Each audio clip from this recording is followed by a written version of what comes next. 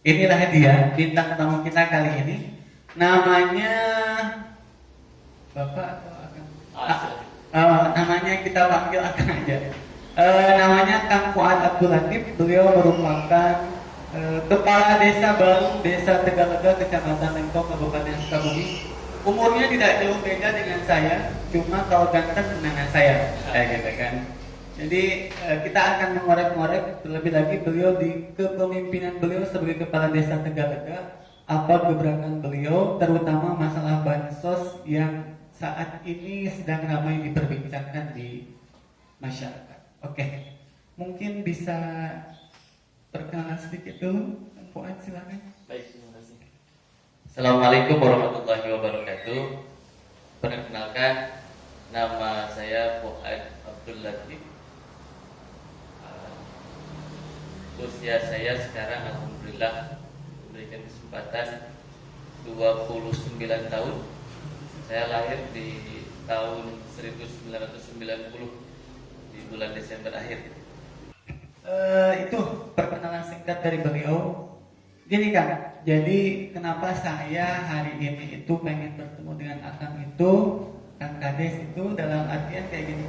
Saat ini baik itu di media sosial maupun dari mulut ke mulut, banyak masyarakat itu yang mengeluhkan di berbagai desa tentang bantuan. Kalau kata Pak Gubernur itu ada 9 bantuan katanya gitu kan. Cuma mungkin kalau yang baru-baru ada 7 bantuan yang disampaikan kepada masyarakat.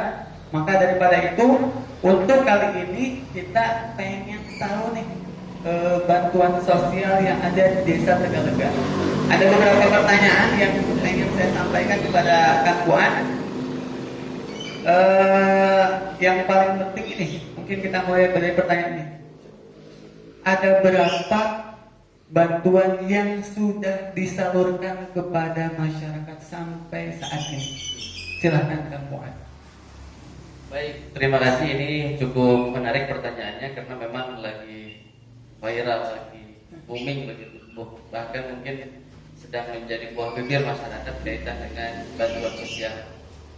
Kalau kita melihat 1 bulan yang lalu kita konsen atau kemudian sibuk ngobrol kaitan dengan wabah COVID-19 begitu, virus corona. Kalau sekarang virusnya agak tidak terlalu banyak diobrolkan begitu. Sekarang bantuannya begitu agak menarik memang. Kalau berbicara tentang bantuan sosial yang ada di Desa Tegalega, alhamdulillah. Pertama yang tadi disebutkan ada, mohon maaf ini dari awal. Jadi ada 9 pintu bantuan sosial kalau kata Pak Gubernur bilang. Hari ini mungkin kita tidak bisa meratakan 9 bantuan tersebut ada di seluruh wilayah desa begitu. Yang ada di Desa Tegalega, pertama PKH, yang kedua BPNT. Kalau PKH dan BPNT ini programnya sudah lama, bahkan sebelum ada wabah COVID-19 ini juga PKH BPNT ini sudah ada begitu. Dan bahkan berdasarkan informasi mungkin program ini akan sampai dengan 2023 atau mungkin lebih tergantung kebijakan pusat. Dan ini bersumber dari anggarannya adalah anggaran pusat gitu. Nah, selanjutnya berbeda dengan bantuan yang lain, PKH BPNT ini dia memiliki kartu begitu. Penerima manfaatnya disebut keluarga penerima manfaat atau KPM. Dan ini 1 bulan sekali. Kalau untuk PKH biasa, kalau kemarin sebelum COVID itu 3 bulan sekali. Nah, kalau sekarang menjadi 1 bulan sekali dan jumlahnya sekarang bertambah. Kalau semula hanya 110.000 untuk beras saja, terus per bulan 3 dan 4 kemarin jadi 150.000. Mohon maaf kalau ada kesalahan sedikit. Nah, sekarang menjadi 200.000 Untuk bulan ini. untuk bulan ini sampai dengan informasinya akhir 2020 begitu. Itu untuk BPNT. Kalau PKH semula biasa dibagikan 3 bulan sekali, sekarang informasinya akan menjadi 1 bulan sekali itu. Jadi pertama PKH, yang kedua BPNT, dan itu menggunakannya data lama begitu. Jadi di kita untuk kaitan dengan data tersebut ya berapa kali mengusulkan tidak mudah karena ada proses ini. Kemarin kan sempat viral juga gitu. Ya. Jadi kalau saya lihat di media sosial itu banyak sekali Kepala desa yang mereka demo di hadapan Dinas Sosial Kabupaten Sukabumi gara-gara ketidakcocokan antara data yang diberikan oleh RT RW melalui desa ke pusat dengan data yang di-ACC oleh pusat yang langsung dikirimkan kepada kepala desa masing-masing. Nah, menyikapi hal seperti itu gimana menurut Pak Kades? Kita selaku kepala desa pertama mendukung langkah-langkah ada yang disebut abdesi karena kita bernaung di sana begitu. Artinya ikhtiar abdesi itu yang sempat viral itu juga dalam rangka memperjuangkan satu hak rakyat, kedua juga supaya meminimalisir konflik serta memudahkan kegiatan atau pekerjaan di pemerintahan tingkat desa begitu. Artinya penolakan tersebut bukan penolakan bantuannya, tetapi penolakan atas datanya itu begitu. Jadi saya lanjutkan seperti tadi. Tadi kan baru PKH BPNT, yang kedua ada bantuan provinsi begitu. Yang bantuan provinsi jenis bantuannya ada sembako kalau dinominalkan 350.000 dan uang tunai 150.000 sehingga keseluruhan 500.000. Nah, untuk data dari bantuan provinsi tersebut awalnya kan kita diminta data non DTKS disebutnya. Jadi data yang bukan KPM PKH BPNT. Kita usulkan kan seperti data Tegalega saja ada 700 lebih begitu. Setelah kita data warga yang terdampak COVID-19 ini, ternyata tidak lama setelah kita kirim waktu itu, dan kita juga diberikan waktu yang sangat singkat waktu itu, mungkin semua desa juga sama. Kita sudah berjibaku di sini menghimpun data, cross check ke lapangan, RT RW kadus semua bergerak begitu. Sementara data yang keluar pertama jumlahnya tidak sesuai dengan yang kita usulkan. Yang kedua, nama-nama yang muncul juga bukan yang kita usulkan begitu. Ada beberapa kasus diantaranya seperti namanya yang sudah meninggal dunia atau penerima BPNT PKH, sementara kan itu tidak boleh sama sekali. Atau kemudian sudah pindah beberapa tahun yang lalu, katakan mungkin yang kalau hanya pindah antar desa sih masih terdetek lah sama kita. Ini yang pindah luar kecamatan, bahkan luar daerah, luar provinsi begitu. Ada juga kasus seperti itu. Jadi tadi saya sebutkan ada PKH, BPNT, bantuan provinsi, dan yang sudah berjalan adalah bantuan atau BLT dana desa. Sebelum ke sana, Pak. Jadi saya ingin bertanya untuk masalah yang bantuan gubernur tadi, kan ketika misalkan cross check ya mungkin bisa dikatakan ketidaksinkronan data, ya. Terus menyikapi hal seperti itu, ketika data yang dikirimkan dari pusat ke kita yang harusnya diserahkan kepada hak yang menerima itu tetapi tidak ada, kebijakan dari desa Tegalega seperti apa? Siap. Waktu itu cukup dilema juga. Satu sisi kita ada instruksi dari pimpinan abdesi agar jangan dulu didistribusikan kan begitu, sambil menunggu hasil audiensi yang dilakukan oleh abdesi, dinas sosial, dari anggota dewan dengan Pak Sekda saat itu.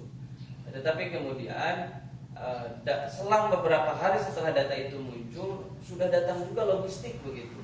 Sementara salah satu jenis logistik tersebut ada telur, yang mana telur itu kan rawan ada riskan kadaluarsa seperti itu. Makanya kita dihadapkan kepada situasi yang cukup dilematis begitu. Satu sisi itu hanya kekhawatiran saja. Satu sisi ini barangnya terbatas kan begitu. Yang kedua datanya juga belum final begitu. Makanya kita sepakati di tingkat kecamatan kita kumpul dengan seluruh kepala desa, seluruh puskesos, dan dipimpin oleh Tripika. Dalam hal ini saya masih ingat waktu itu hadir Pak Camat, Pak Babi, Pak Kapolsek Padang Ramil begitu. Kita menyikapi data yang seperti itu sementara barang sudah ada lah katakan. Sehingga kita membuat berita acara bahwa pertama yang sudah menerima PKH BPNT itu kan tidak boleh. Yang sudah meninggal juga, kalau yang sudah meninggal itu kita lihat apakah masih ada ahli waris atau tidak. Kalau ahli warisnya ada, kita limpahkan ke sana. Jadi data yang tidak bermasalah, katakan seperti tadi bukan penerima BPNT PKH, itu kita berikan sesuai data. Tetapi yang menerima bantuan, yang sudah menerima bantuan lain, kita siapkan data pengganti yang sudah kita usulkan. Jadi polanya seperti itu, dan tentunya kita kan sudah membuat satgas COVID tingkat desa dan tingkat RW. Jadi di tingkat RW alhamdulillah kalau di sini kita berjalankan, sehingga Pak RW ini beserta Pak RT-nya begitu. Kita sampaikan nih ada data yang menunjuk seperti ini, ada barang segini gitu kan. Kita mendapat 341 paket waktu itu alhamdulillah. Jadi relatif ya sakit ayah kan begitu, alhamdulillah begitu gitu. Oke. Jadi memang saya agak sedikit menggelitik ya ketika misalkan baru tahu, oh ternyata data yang diambil itu data dulu. Ya. Saya mikir, bahkan saya mendengar memang ya itu tadi ada penerima hak tetapi sudah meninggal. Ya. Terus ada juga kalau misalnya anggap saja data itu 2011, sekarang 2020 gitu. Mungkin yang dulu tidak berpendapatan, sekarang Ya. mungkin sudah menjadi kaya raya gitu kan. Dulu belum menikah, Ya. mungkin sekarang sudah berkeluarga gitu ya kan. Jadi ya mungkin ini dengan kejadian ini bisa menjadi sebuah catatan untuk pemerintah pusat juga ya Pak Kades, dalam artian bahwa yang disibukkan, yang dihadapkan dengan masalah dari warga saat itu adalah RT RW dan Ya. pemerintah desa kayak gitu. Nah, itu untuk masalah yang baru 3 ya. Ya. PKH, BPNT, baru selanjutnya apa? Ada BLT. Selanjutnya ada BLT dana desa. Jadi ini juga yang sangat luar biasa. Pertama kita lah katakan menjadi kepala desa berjalan 3 bulan, 4 bulan, sementara diberikan ujian secara nasional bahkan mendunia begitu. Dari sisi regulasi, aturan itu dari mulai tingkat kabupaten, tingkat provinsi bahkan sampai ke pusat begitu. Beberapa hal sampai kemudian APBD 2019 yang sudah disahkan pun kita dituntut untuk mengadakan musdesus begitu, musyawarah desa khusus kaitan dengan penanganan COVID ini begitu. Dan desa Tegalega dituntut seluruh desa lah mohon izin untuk menyisihkan 30, bukan menyisihkan, mengalokasikan 30% dana desanya tadi dialokasikan untuk BLT. BLT itu dan sudah diplot dari sana.